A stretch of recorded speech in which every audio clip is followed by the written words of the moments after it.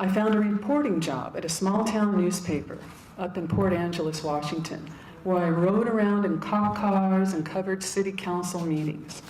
For some reason, people call me an investigative reporter, but I don't feel like one. I just kind of dig deep and burrow down until I really understand a story.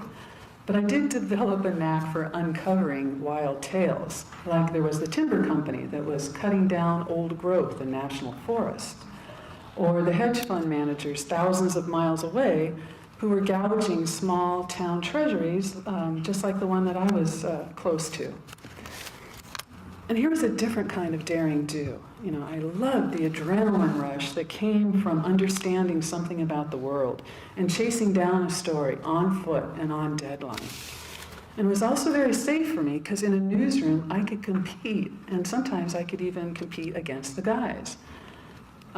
Daily deadlines are also a great experience for writers because they force you to write quickly, accurately, and very well.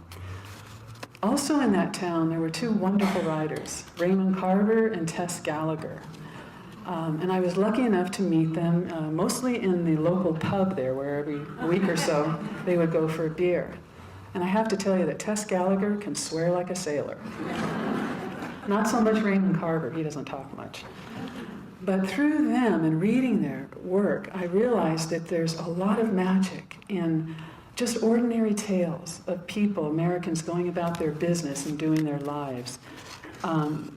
Raymond Carver in particular, but Tess also, there's a spirituality, sort of a spark of beauty that can be found in all these small places, even here, you know, a few blocks away.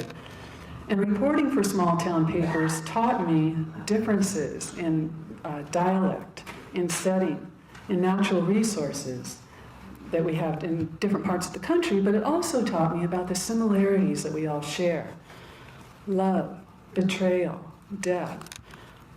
You can learn something important about getting things right when you're reporting in a small town, because otherwise you can't get a beer at the local pub and people won't say hi to you.